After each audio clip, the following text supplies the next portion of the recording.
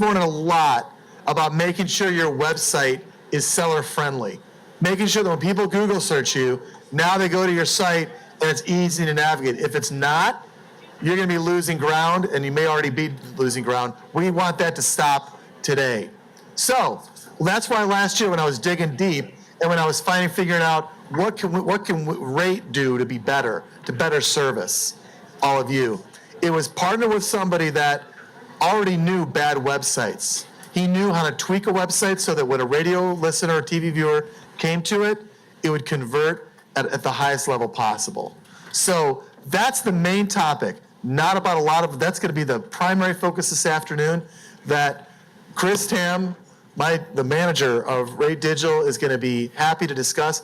I will give it, so please give an excellent warm round of applause for my boy Chris Tamm.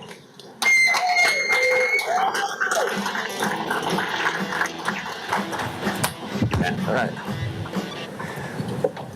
Okay, so you guys get to get sick of me for the next 25 minutes. Can we get the monitor on?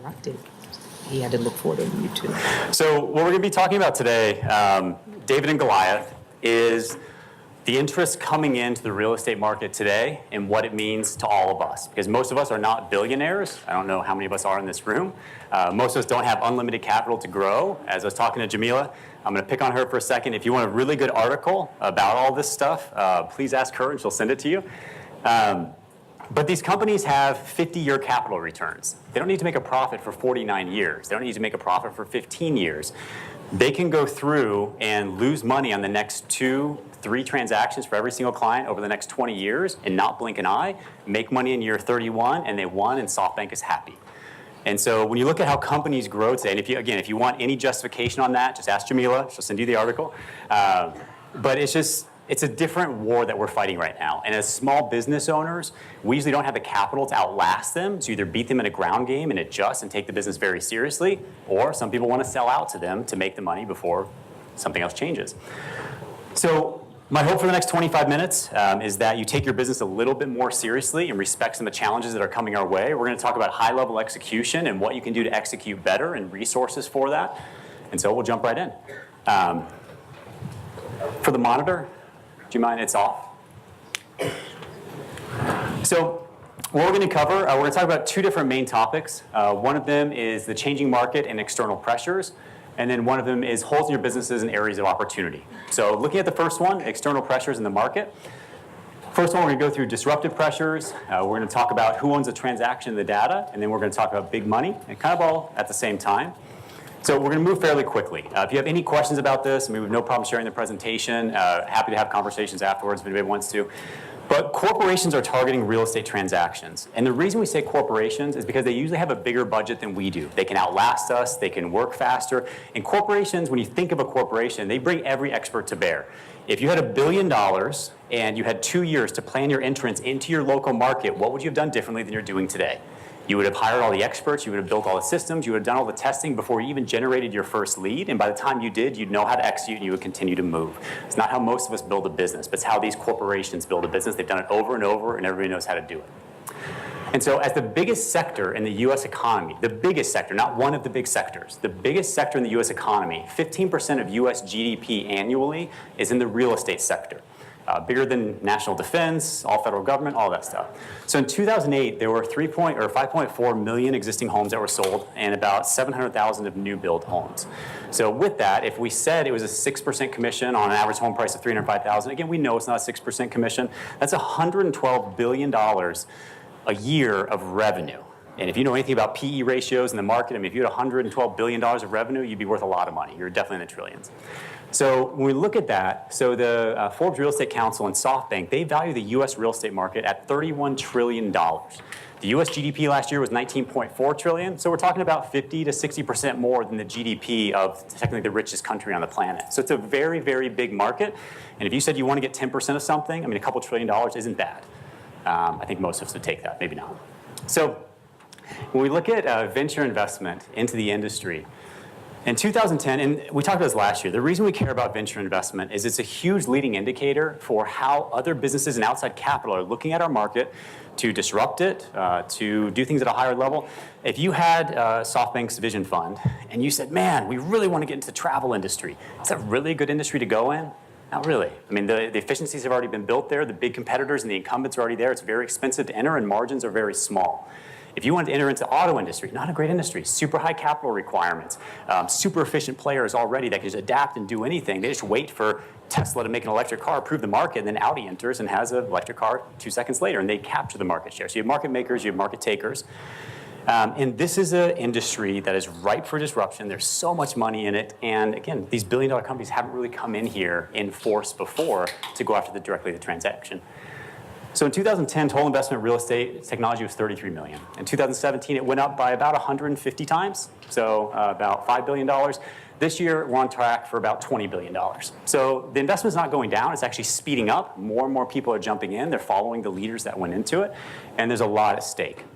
So the landscape under our feet is changing every single day. When we talk about commissions, and we talk about profit, because we're all in this not for gross commission, not for number of transactions, it's for how much money we can make compared to where we deploy our time somewhere else. And so Gary Keller says, or has said, that a good, very efficient team can run 40% net profit. It's usually a team leader that's in the business, that's doing transactions. We find that the majority of teams profit between about 10 and 25%. So if you're in that range, it's going pretty well. But according to most recent research, the average gross margin fell from around 22% to around 15%. So we really feel that 10 to 25% is a good, healthy profit margin if you're growing and if you're scaling. And one of the big questions is, so we're going to ask a lot of questions today. We're not going to answer them because we're going to move super fast. But one of the big questions is, you're the business owner. Do you know your net profit number? I mean, that should be one of your KPIs. You should know it. You should have it sent to you every single week or every single month with your financials. That should be one of the key performance indicators you track in your business. So this is a throw-up slide. You just throw up a bunch of numbers on the slide and hopefully nobody follows it. And so at the end of the day, if you want to go through this, we have a spreadsheet that calculates all this stuff. And so if you want this information, let us know. We'll get it to you. You can run through it. This is, again, we're going to talk about a lot of different subjects about the changing industry. This is talking about referral fees and what they mean to your business. And the reason we want to go through this is we have a client, we have a lot of clients, but we have a client who's going out of business in 5 months. And we already know it. They got 80% of their business from Realtor.com over the last 2 years. And Realtor.com has given them 6 months about a month ago. So in 5 months now, we already know the impact on their P&L. They're going out of business. So we have 5 months to adjust them into different lead sources, into different ways of gaining business, activating their sphere to start getting a lot more referrals. Because when you switch from something, like we'll look at this in a second, but when you switch from something where you were making a certain amount and all of a sudden you wake up the next day and you're making a different amount, just go into it eyes wide open and know how your financials are going to be affected. So again, we're not saying we're against anybody. It's just saying understand where you are and how things are going to be affected. So we look at the left-hand screen here. It's a team, about 250 transactions a year, half of those buyers running on 50% splits, buying $50 leads, converting 5% of them, 1 in 20. So a $50 lead turns into a $1,000 transaction. $300,000 price point, about a $10,000 commission. So all I'm trying to say with that is you're spending about $1,000 per transaction, which is about a 10% marketing fee. That's not horrible. 10% on marketing to buy transactions day 1, day 2, as much as you want to repeat. But what happens when this switches to a referral model is pretty drastic. And again, every situation is different. I'm not saying these are your numbers. So if you want your numbers, just let us know. We'll plug them in. But what happens when it goes to referrals is all of a sudden that lead cost, which is like 7 down on the right-hand side for the new situation, lead cost is 0. So it was great. You went from a marketing cost of $1,000 per transaction down to 0 per transaction. And you just have to pay them a fee of $3,500 right after the close. So you rent it and pay them 3.5 times as much, and everybody's happy. So your ROI just went from a 4-to-1 ROI down to a 0.9 ROI. So as far as a scalable lead source, your financials just changed. Agents make 35% less money because you take the 35% off, then you split it with them, so they absorb half of it. So they make 35% less money right off the bat. But because before you were paying for the lead and you were giving them 50% of the commission. Now you're taking it off first, so you're changing all your deals with your agents, so they're going to know these leads now make them 35% less than any other lead. So different situation than most teams have dealt with, and it causes some friction, or can. And then the other piece with it is it lowers your profit. So at the bottom here, we're just saying, like, hey, if you have 20% profit right now, that's 10% marketing, 10% other fixed costs, and 50% splits. Again, every situation is different. On the new structure, your marketing costs just jumped from 10% to 35% because you're paying a 35% referral fee. And so your profit on those transactions dropped by 37.5%. So you just, again, going into it, if this is your situation, know how your P&L is going to change because these things are rolling out across the nation. Again, we're not against anything. I mean, there's Zillow Flex, there's referral fees, there's, we all know who the referral industry, the referral partners are. But what also changes is this next slide. This is the next transactions. With referrals, you're renting a client. Not every referral agreement is the same, and a lot of them that we've seen have multi-year tails, and they're also calling the clients now, and they're trying to get the referrals. So they're coming in front of you, trying to intercept the leads, and then charge you a referral fee instead of giving you or selling you the lead. So very different when you're renting clients. So before, you had a transaction for $1,000, and then you close 3 transactions. Your ROI goes through the roof because you paid for it once, and now you have transaction, referral, and that's the goal of what we do, is to get those referrals to build a relationship and do multiple transactions over the lifetime value of a client, not the next transaction. So in the left-hand situation, your marketing profit, or your profit actually went up, which is already baked into your profit today if you're getting referrals. So it's not anything magic, you're already doing it. But it was $1,000, and now you had 3 transactions, so your marketing cost actually went down. Now it's 3% instead of 10%, because you paid for the lead once and you got 3 transactions. But if you're renting that client, and if you have to pay a 35% referral fee, and I'm just using 35% as a scary number, I know a lot of them are less, and every situation is unique. But if you're paying 35% on every transaction, now instead of paying $1,000 over 3 transactions, you just paid them $10,500 for the same lead you bought for $1,000 the day before. So it's only a 10 times marketing cost back to the same lead provider. But what happens to your profit is it drops down to the same 13% from 27, more if you're not doing the referrals right now. So you're actually losing over 50% of your profit, even after you split it with your agent compared to the day before. If you're going to lose 50% of your profit and your costs are high and your profit margins are low, you're going to go negative. And you need to know that up front, that if you're going to go negative in the next 6 months, 12 months, 18 months, you plan for it now and you start to adjust. So as Matt and I have been talking, it's all about how to execute. So we're going to go into a ton of stuff about websites, because websites are your storefront. They're a leading indicator for what you do. And so ton of stuff there. But this is also now a battle for a relationship. This was never a battle for a lead. Salespeople tend to say, hey, I want the next transaction. And it's because we're short-sighted. These big corporations, they don't care about the next transaction. They don't care about the second transaction. They don't care about the third. They care about what is the client worth over the lifetime, even if their profit starts in 20 years. And so they don't need to profit now. Nobody needs to profit now. If you think you need to grow a business out of profit, that's only because you don't have investors. And I built multi-million dollar businesses, most times never with my own money. And you don't need money to build a business. It's only if we choose to build a business out of profit. But none of these guys are coming in saying we're going to build out of profit. They're saying we're going to come in and we're going to take over the industry or take over a piece of it. And so home buyers and sellers aren't data points. They're us. They're people with motivations. And I love how, like with the ISA day yesterday, it's all about connecting with the person, actually listening to what they're saying. And yeah, we need to get them back on track when they're drifting to a different question. But at the end of the day, it's still about them. When you cultivate a relationship with a lead, and we call them leads, but you're creating loyal clients for life. And if I go into a market, and I want to jump into Braden's market. So I'm going to go into his market. If he has a very strong client follow-up process that basically bulletproofs his business and his clients, it's very difficult for me to win those relationships and take it, because I want the lifetime value of that client. I don't want one transaction. I want all 5 to 7 purchases and the potential sales. But if I go in and like the majority of agents aren't calling their clients back, what is it, like 90-some%, the NAR stats, where they wouldn't use the same agent, those ones are easy pickings.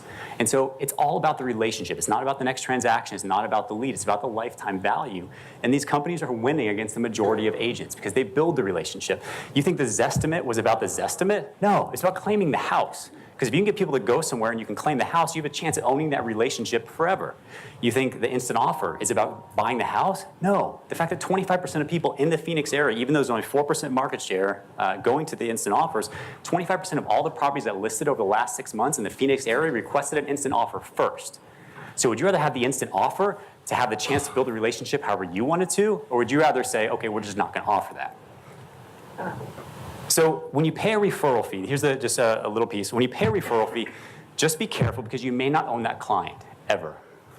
You can look at the agreements, look at the tail on it, how long the referral agreement is, but also be very careful. There's a little clause in there that says terms can be changed at any time if we notify you and give you 30, 60, 90 days notice. If that's the case, then you signed a referral agreement where they can change the terms whenever they want and claw that client back, and they own it, and you signed it. So just be careful what kind of referral arrangements you're getting into. As long as you're going into it wide open, nobody's saying don't do it. Nobody's saying that. Just understand what you're getting into. And then according to the latest statistics, an individual will purchase, not necessarily sell. Some people buy and hold. Some people rent it out, all those different things. But they'll buy 5 to 7 homes in their lifetime, plus the sale of those homes. So you control the relationship and you control the lifetime value. And if you're not familiar with LTV as a term, LTV and CAC, so lifetime value and client acquisition costs, are two of the most well-known terms in the business world as far as how you relate your capital value and your acquisition costs to is it a good decision to make. Because most small business owners make decisions based on what's in my checking account or what I'm comfortable spending, and that's not how corporations make decisions. Corporations know their cost of capital and their cost of acquisition. They know how to leverage and margin that as long as it's a profitable venture long term. So we're going to talk about a little bit of changes in consumer behavior. So after the last couple of years in Phoenix, we're going to talk about this, iBuyers have 4% market share, but they're projected to have 60% market share within the next 5 years in the Phoenix market. It's a leading indicator because already 25% of people are requesting instant offers. The Phoenix mindset is changing. If you go to your area and pull up Google Keyword Planner and search for how many people are searching for instant offers in my area, Google will tell you, and you can choose to bid on those. Do that in your area and do it in Phoenix. More people in Phoenix request instant offers because they've been conditioned that way over the last couple of years with all the iBuyers there, and it's continuing to increase. So we can see leading indicators in markets where Open Door and others have entered that's actually changing search behavior as there's so much marketing. People are realizing this is now a valid way to sell a house, or at least to inquire and to give them a relationship. So in Raleigh, really interesting, 10 months after iBuyers into the market, they already have 2.8% market share. Didn't take them 4 years this time. They figured it out. It just happened way faster. Because creating a market is all about marketing. And you can put something out there that looks like it's 10 years old, and it's just the first time you heard it. You have no idea if it existed before, and somebody's doing a lot of research. They don't know if Open Door is a new company or just a new company to their area, or if they've been around 20 years. And most consumers don't do that level of research. So we're going to transition into kind of how to fix a lot of the things that are going on in your business. And these are immediate fixes that can make you immediate money. So before we do that, though, we've done hundreds of lead audits, CRM audits, web audits. And what we've kind of found is there's really 3 types of teams. And we want to go through this because it plays a part in just a second. There's the PCSOI team, which is Past Client Center of Influence or Sphere of Influence. We have a hot lead team, and then we have a nurture team. And you can have a mix of these. So you can say, like, hey, and if you took stock of yourself at these next 3 slides, you'd say, hey, I've got 30% PCSOI, I've got 70% or 60% hot, and I'm 10% nurture. So it's not about what you are. You choose how to build your business, but they all have different implications as we continue to move forward with what's happening in the market. So PCSOI teams are very much, they get their transactions from their sphere. So client parties, really relationship-based. Just working your sphere to try and get referrals and own that relationship forever. The hot lead teams are a little different. Hot lead teams are really set up to convert leads that convert kind of between 3 and 10%. These are leads that most agents can convert or contact with less than 10 phone calls. Agents call these better leads because they have to call less. We usually don't try and say somebody's a better or worse lead based on if they were at the phone when you called. We usually say they're a good or bad lead based on when you talk to them, what happened, what's their motivation, are they a chance for a referral? There's other things that make people good or bad, not where were they when I tried to call them. So we don't say a bad lead is we couldn't get a hold of them. We say a bad lead is one that we might not be able to do business with or get a referral ever in their entire 50-year lifetime. Hey, Chris, can you raise your microphone just a little bit? Yeah. Can we actually turn it up a tiny bit?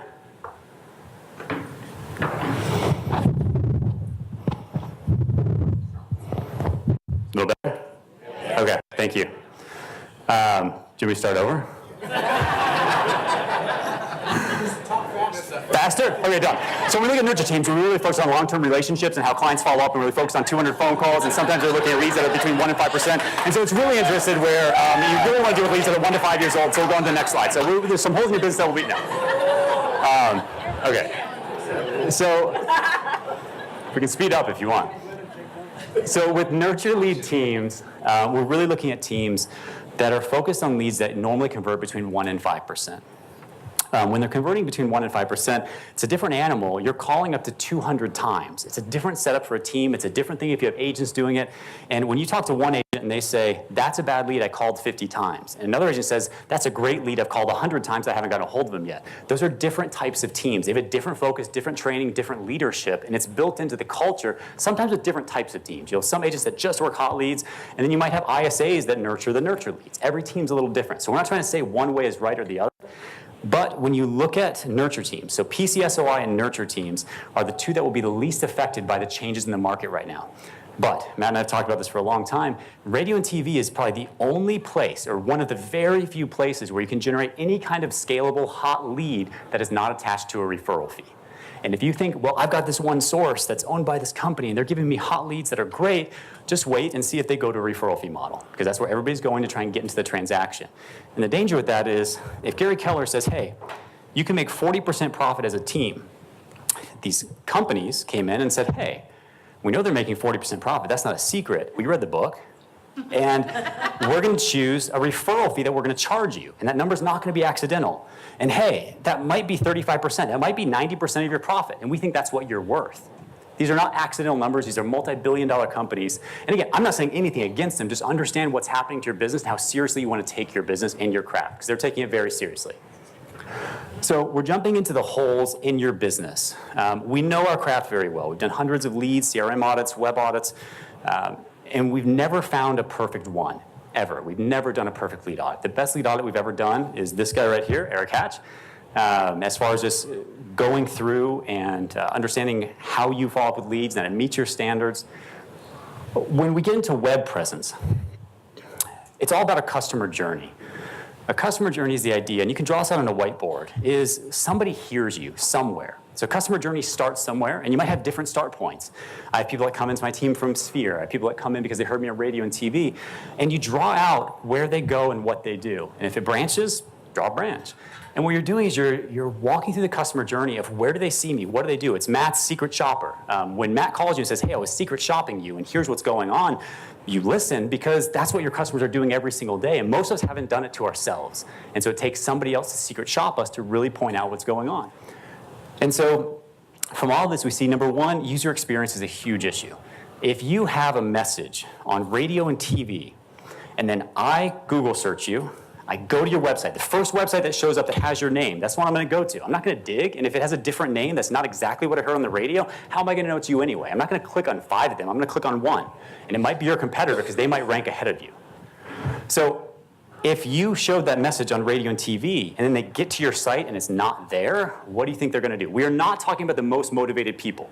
The most motivated people will go through anything to find you. They'll dig through your website. They'll pull out the yellow pages, or whatever it takes. We're not talking about those people. We're talking about the average people. We're talking about you and I, who are impatient, who want something in 3 seconds. We're doing stuff. We're not sitting down with half an hour when I hear you on the radio.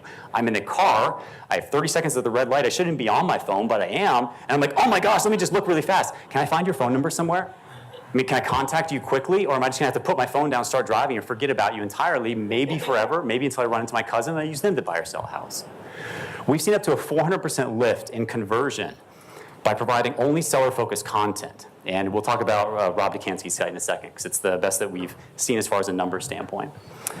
Number 2, no-brainer contact info. Can you find that contact info very quickly, or are you going to make somebody dig for it? And number 3, number 3 and 4, does your next relationship have to move to a second or third page in order to register? We're totally okay with second page registration. We don't like third page, fourth page, or fifth page registration. Are you going to make me really go through 5 clicks in the exact right order to be able to find you? No. I mean, you're going to fix it. You're going to get it within 2 clicks. So yeah, you might have a seller buyer button on the front or seller whatever. Go to the next page. You better be able to register there very quickly. And then last point here. Does your site take longer than 3 seconds to load? And just so you know, when you have valuable real estate space, and I come to your site once, and I see above the fold, and you say something like, we can sell your house. Yeah, well, everybody else can too. That's not a call to action. A call to action is something unique that gives them something they don't know that not everybody else can do. So use that value proposition very carefully. Be very careful about what you put up there. And when was the last time you looked at your page, your user experience, your bounce rates, and you actually understood what was going on? Exactly. So who has Googled your name and your business? So during the break, we don't want to do it right now because we'll speed up talking in a second here. But inside the real estate terms, you want to Google it. And you want to say things like real estate, like we're going to pick on Rob again, just because he can take it. Rob Dekanski Real Estate, Rob Dekanski Realtor, Rob Dekanski New Jersey. Google yourself and take a really honest look at what's going on. If you don't want to Google yourself, turn to your right and Google them and then tell them what you saw. Because we're taking stock of ourselves and we're seeing where we fail. So be honest and candid about what you see. And we did a quick video with Ryan. He was just super honest as far as what he saw and how he was going to adjust. It's on the Facebook page if you want to see it. But the first question is, does your message that you see match your TV and radio message? If it doesn't, you probably want to fix that because they're Google searching you. 80 to 85% of people today Google search you before they register or call you. And if you don't believe that, just walk out the door because you don't believe the internet's real anyway. So number two, how easy is your site to use compared to Open Door? And the reason we pick on Open Door is because when you go there, look at what happens above the fold. It's professional, it's clean, you know what your next step is, it has a bunch of calls to action. You look at it and you say, hey, it's pretty easy to use, and I know exactly what I need to do next. And they don't give you too much information above the fold. It's just like, put your address in. I mean, you're not choosing what to do, it's guiding you on the next step, and it's almost dummy-proof. And then last one here, if you're seen as an expert, if you think you're seen as an expert or you want to be seen as an expert marketer, I market homes very well, I'm the best of the best, but my website looks like I woke up 30 years ago, it's not going to work. If they're seeing you as an expert marketer, be an expert marketer. And make sure that the message that you're saying in everywhere is everywhere, so you have one message. If you have 3 confusing messages, people aren't going to get it. And so like, Marty, what you guys did, I mean, you had a message on radio, put it on the website, and it works. And so make sure you keep all these things together and in line. So we're talking about seller traffic. The reason we're talking about seller traffic is because buyer traffic is easy to direct where you want it to go. So most buyer traffic is generated by running an ad online or putting something on Facebook, and you're saying, hey, look at this property. Well, when they click it, you're going to put them on the page with that property. You're not driving them to your home page. If you're generating buyer traffic by driving everybody to your home page, switch, drive them to the results page, you'll get way cheaper leads.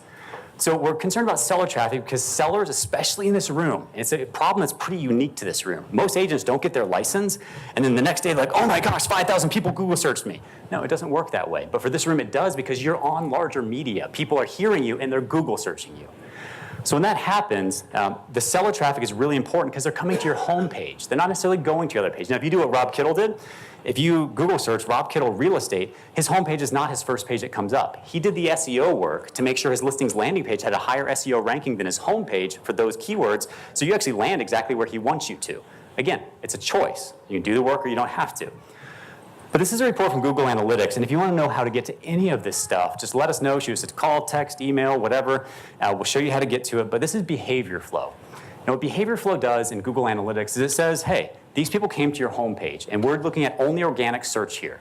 So if somebody went to Google searched you or Yahoo or wherever, landed on your homepage, and now we're saying, what happened to them? Where did they go? And you can see in behavior flow what percentage of these people went to your home value page, went to your search page, went to your guaranteed sale page. So you're understanding, it's your restaurant.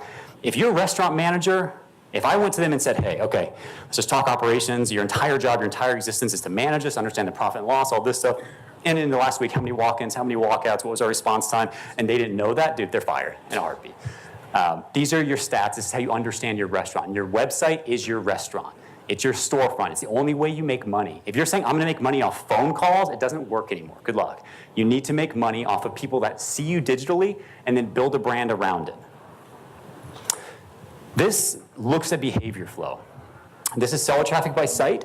These are 5 rate clients. Some of them are in this room, some of them are not. We did not show the site. We did not show the person. This is not to shame anybody. This is to show you these are real numbers pulled in the last 30 days about real clients today and how much of their traffic finds them organically, hits their homepage, and you cannot register on any of these sites on the first page. This is apples to apples. If you want me to compare a site where you can register on the first page compared to one that you don't, it's apples to oranges. It doesn't matter. So there's no measuring contest here if I have higher registration. We're looking at apples to apples and what marketing does to people.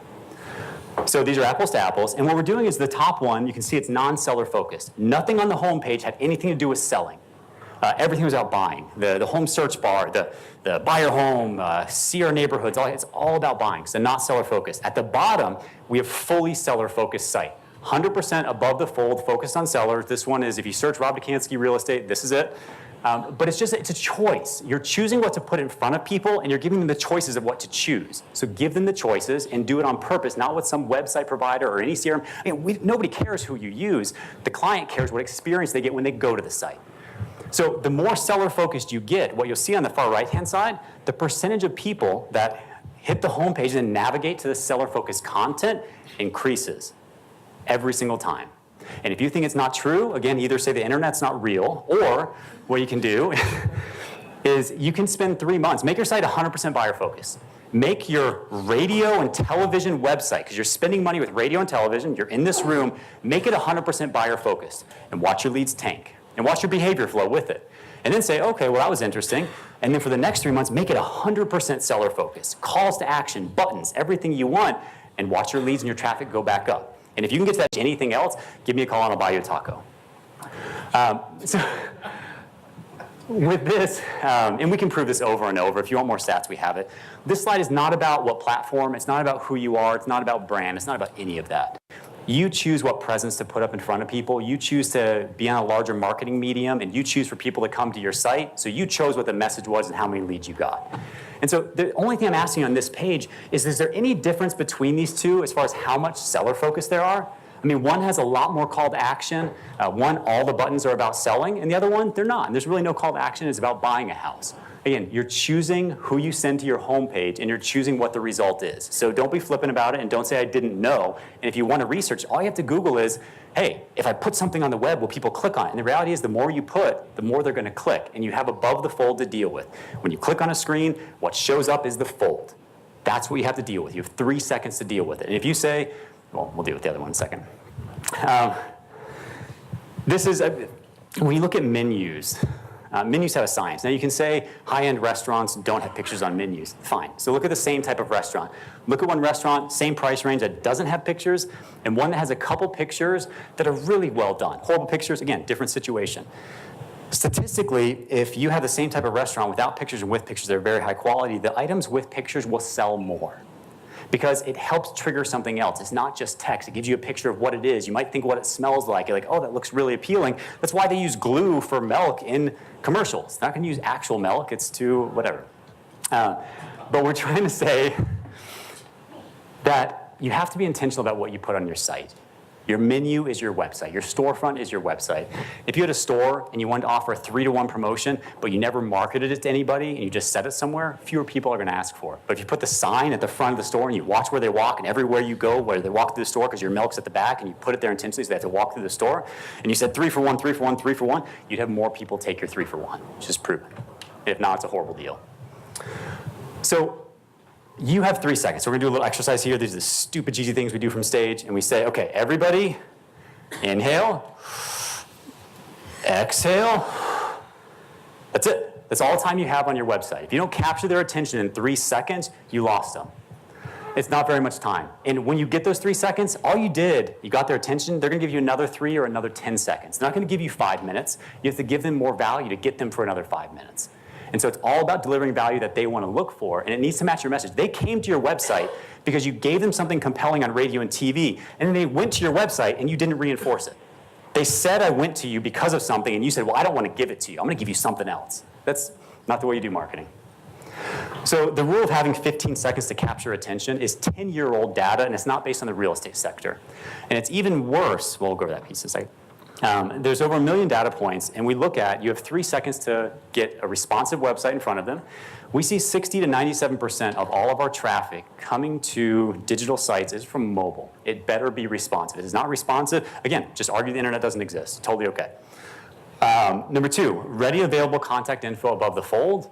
And last piece, you better give them a show-stopping value proposition that doesn't sound cheesy, that doesn't sound like something everybody else does. Calls to action are very valuable. And if you think my call to action is the best, when's the last time you A/B tested it on your website very clearly to show, hey, this one actually responded better? Or again, are you using value propositions that somebody else told you? And is your value proposition actually better for your market compared to another market? Or are you using a value proposition in an area that's an average of 23-year-old millennials buying houses because they're all software engineers? That's a different value proposition than a market where it's 74-year-old retirement community in a destination market. Not every call to action works the same in different markets. If you haven't done your own testing, you probably should. So you have 3 seconds. Great value propositions. This is kind of funny. Your home sold in 30 days or we'll buy it. That's a value proposition. It speaks to somebody. It's either greed or pain removal or fear, whatever those things are. We sell more homes than anybody, and wherever is great. We can sell your home is not rocket science. That's not a value proposition. Everybody can sell your home. We're in real estate. That's what we do. So don't use a weak value proposition. So on mobile, it's even worse. Facebook says that on their mobile feed, or on mobile, you have an average of 1.7 seconds to get somebody's attention before they scroll to something else. On PC, it's 2.5 seconds. It's a big difference. That's what, like a 30% lower amount, 40% lower amount to get their attention because they're on mobile, and a lot of your traffic is coming from mobile. So you have even less time to get their attention if you're on mobile. So again, we have less than 3 seconds. You need to land and lead their eye. So you catch them, you give them something to look at, and it better correspond to what they looked at before or what they heard. That's what they're looking for. You need to declare what you do or how you do it better. So again, stand for who you are, not necessarily for who you're against. So make a compelling argument. And then number 3, guide them to the next step. Make it easy for them. Give them the 3 buttons and let them choose one. But don't say, well, I guided them to one thing and nobody clicked it. What if they didn't want that? So if you said everybody has to go through a home valuation, why? What if they don't want a home valuation? Are you going to make them dig for a contact form? So you might want to give them a couple of choices. And we've actually shown that if you give them 2 or 3 choices, most of the conversions will go up because more people will inquire for different things. Okay. So this next piece is about, do you know your Google stats? Your Google stats are your storefront stats. Now, you don't have to know them, but a manager on your team should know them. And your vendor knowing them doesn't matter.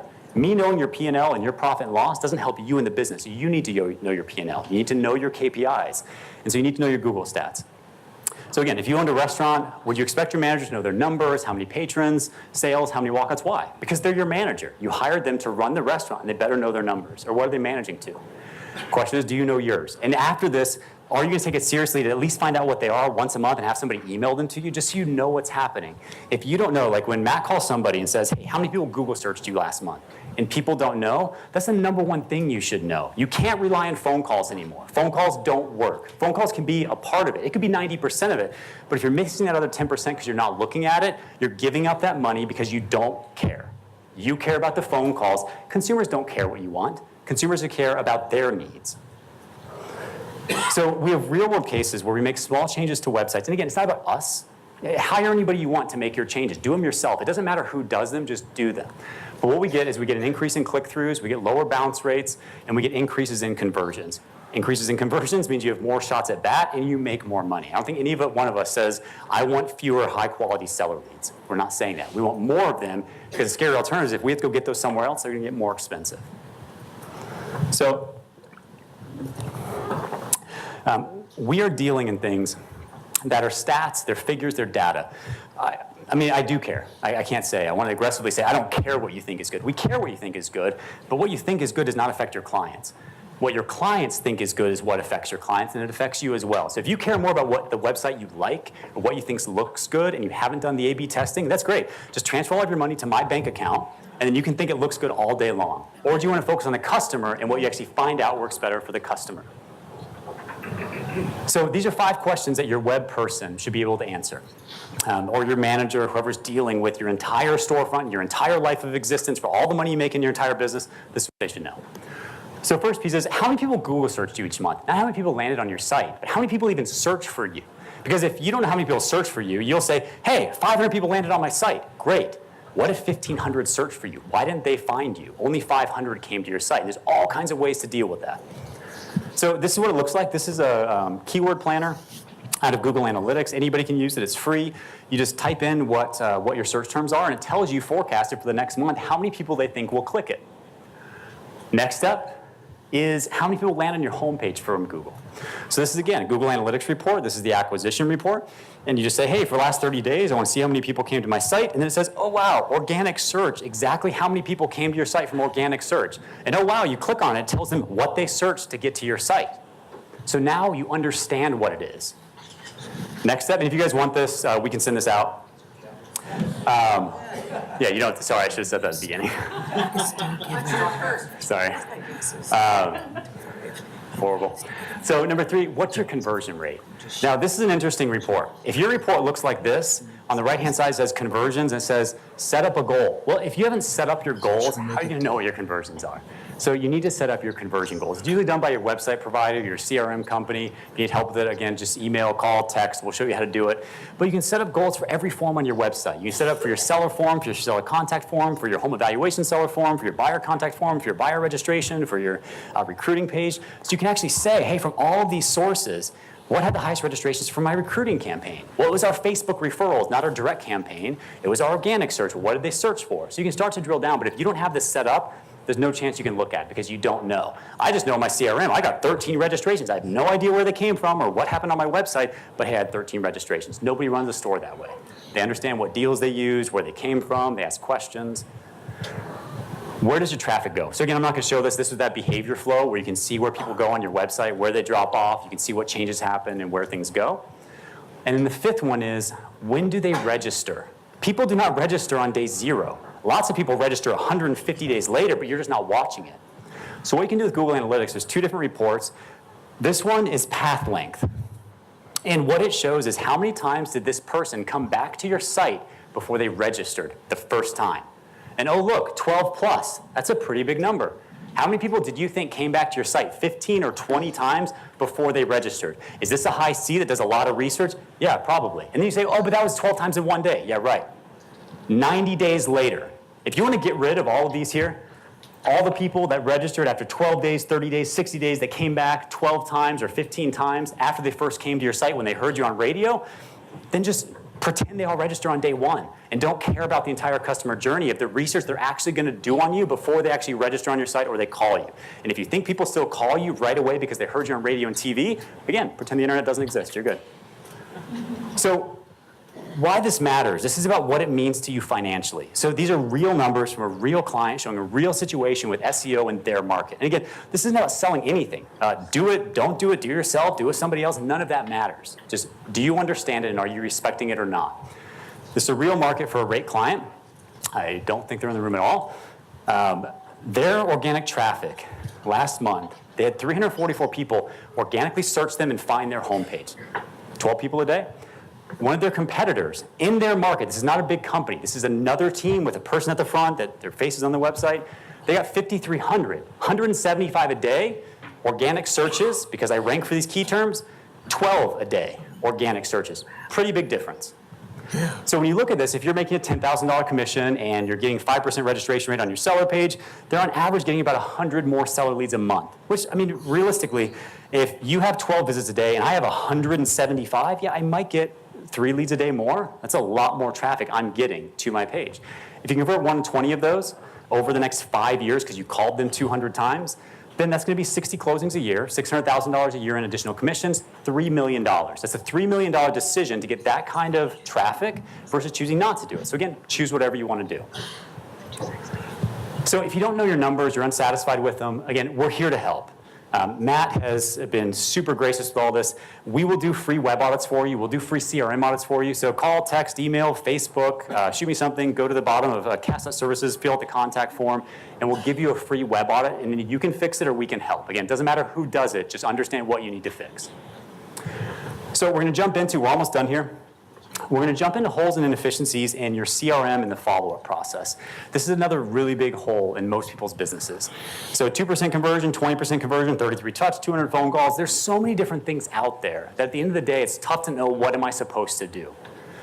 When we look at this, though, we ask the question of how do you follow up with leads, which is also another question of how do you think your team is following up with leads? Because what you tell them and what they're actually doing, I mean, you respect whatever people inspect, and so are you actually inspecting it? Do you actually know what's happening inside your team, or do you think you know? So we found case after case that, first of all, a client's being told by their team, and again, if your team members are in this room, this is not about shaming anybody, this is just about transparency, because you're the business owner, you should know what's happening so you can choose to fix it or not. But a team leader is told, yes, we absolutely call a lead 10 times in 10 days with call, text, email, and blah, blah, blah. That happens 0% of the time. We've never seen 100% accuracy. We've seen the best accuracy we've ever seen, but we've never seen 100%. The other piece is a team leader often places blame. So if you know what your team is not doing, but you want to have a really big ego and talk to all your buddies and say, hey, oh no, we're perfect, we have that down. Just be honest with yourself. Don't change what you say to anybody else, but at least know what you're doing and know what you're going to do about it. Okay. So no team's perfect, but again, we can show you where you're falling short, help you focus on revenue generating activities, and then you can choose what you do with it. So here's some examples of what we see. Some of these people are in the room. None of these are meant towards you. We have no names. This is not for shame. This is just to help people understand what we run into and what's different. This first one is a Google Home Evaluation lead. Very different than a Facebook home evaluation lead. From a conversion standpoint, it's different if you show somebody a picture of a car and say, hey, do you want to know what it's worth? Versus like, hey, do you want to sell your car? Two different things. And Google has a little more intent with it. So this first client had 0% conversion, and many of you have had 0% conversion on Google home evaluation leads. So what this client was doing is the first time a lead comes in, they would text it. They would not call, and they'd say right away, hey, we saw you did whatever. Do you want an in-home seller consultation? So I'm going to ask for marriage when I text you, before I've met you or called you or built any relationship, delivered any value. So do anybody want to marry? Anyone? My wife would hate that. But how do you think it went? 0% conversion, not very well. Different client, same home evaluation lead, different process. 7 phone calls, 7 text messages, message matches source, emails. How do you think it went? Best we've ever seen. 18% appointment set rate and a 10% list rate within 90 days. Completely different result, very different process. And if you ever want to blame a lead source, now if you're not set up for nurture, don't buy nurture leads because it will set you up for failure. If you don't have a system set up and a culture to run nurture leads, do not buy them. I mean, don't buy stuff you're not going to use, you're not going to capitalize on. But if you want to get into nurture, talk to people. Go to the ISA day, talk to people, the resources, build a nurture mindset, and then buy nurture leads. But don't put them in first. You're just going to burn all your money. And if you're buying them right now, cancel. Okay. Client A, different situation. So this client says, if my agents have to call more than X times, it's a bad lead. Again, we think bad leads are not based on where they are when you try and call them. It's when you talk to them, what's their motivation, what goes into bad lead, all kinds of stuff. We need to end? Okay. Okay, we're out of time. I'm going to talk 2 more minutes. Okay, we're going to super fast. Okay. So what is your bad lead number? You're going to have the number for that. So if your number is 5 or 10 or 20, then I call it a bad lead. Good for you. You're going to choose that, and you're going to reinforce it. Next piece, when we say client A, this is one where client B here, so client A says certain number of calls. Client B says, hey, we're going to call 200 times. We have 35 different steps, including handwritten notes, market updates, calls, texts, emails for every single lead that comes in from any source, and how do you think they did? 1 in 22 they convert. They convert 1 in 22 leads from any source within years, with years of data, and they're consistently getting a hold of people that are 2 or 3 years old for the first time because they have a system built around it. Hatch had the best one we've ever done. Again, I'm gonna fly through this. Brendan Bardick has a really cool system. He's got a gong in his office. When somebody converts a lead, they stand up, they ring the gong, and they say F76. They called them 76 times before they got a hold of them. It's a culture, and it's built in. Okay, some examples, blah, blah, blah. Oh, this one, they downloaded a buyer guide, and then the text and email that went out from their CRM said, hey, thanks for registering on a home search site. I'm sorry, they didn't register on your home search site. And so make sure your messaging is matching where the leads are coming from. Don't be flippant about it. Again, it affects conversion. So again, if you want a lead audit, if you want a web audit, just email, text, call, whatever you need to do, and we'll help you with that. Again, we found one ISA that was dumping leads directly in the trash if they didn't want to buy or sell on the first phone call. So hey, phone call, don't want to buy or sell, trash. Hey, buy or sell, oh, didn't answer, trash. This is happening. So again, we pointed out, we had some buyer agents that were actually inputting false data. So if an agent's inputting false data, like, hey, this lead is cold, but it might close in 2 months, what do you think they're trying to do? Again, you respect what you inspect. Again, we can help you with this. If you have any questions, we can do these lead audits for you, then we can fix it, you can help. Reviews, if you don't think people are searching reviews, 62% of people, number one thing they look for is real estate reviews. I'm just gonna click through all this stuff. Yelp and Google are great. You can get new transactions every week from it. It can cost you millions because they're going to do business with you or your competition. So you don't want them giving the money to your competition, or do you want it? That's your choice if you don't want to go after reviews. Take it seriously, your competition does. 64% of people check Google reviews first. Have you Googled your top 5 competitors and seen how many reviews they have and how seriously they're taking it, and why aren't you taking it as seriously? Modern research says 87% of home buyers and sellers will only do business with somebody with 3 stars or more. So if you're not getting reviews, you're actually losing business. And then we look at negative reviews. Negative reviews can drive away customers. You should respond to your negative reviews. Negative reviews responded to well can be your best source of business because they actually show people everybody makes mistakes, and how you respond to that is how you deal with adversity. So if you have a negative review, you have a negative interaction, respond to them in a very courteous way and show people when I make a mistake, I own it, I deal with it because I make mistakes like everybody else. Online reputation is not expensive. We can show you how. Ask for feedback during the process, maybe not at closing. Things can go wrong. Don't just focus on Google. Yelp's a huge thing. And we're done. Summary super fast. Thank you. Let's take 12 seconds. We're seeing huge investment for industry. This is the last slide, I promise. Huge investment for industry. Take it seriously. Lead referral fees are a danger. If you choose to look at them, please focus on relationships. Your website, your website, your website. I hope you heard that. Deal with it. If you don't have a crystal clear understanding of how to deal with your website, talk to Matt, talk to anybody at Rate, and at the end of the day, take your review seriously. Your competition is. Take your business a lot more seriously. Listen to what Matt's been saying for years. It has a huge effect, and thank you. Thanks. Thank you. Did you digest all that? Did you get all that in? You want me to say it backwards? All right. What's that? How do we reach them? Just, they're here. They'll be floating around today, tomorrow. Absolutely. Pick the brain. We want to fix your website. And tomorrow they'll have a table right outside so you can talk with them all day. Absolutely. Well, what we're going to do now is we're going to go to our breakout sessions, which I promised. We really enjoyed that last year. What we're going to do is we're just going to break up chunks of people into it for 1 hour. And what we're going to do is you want to share your best follow-up and conversion system. In a nutshell, what are you doing that's effective?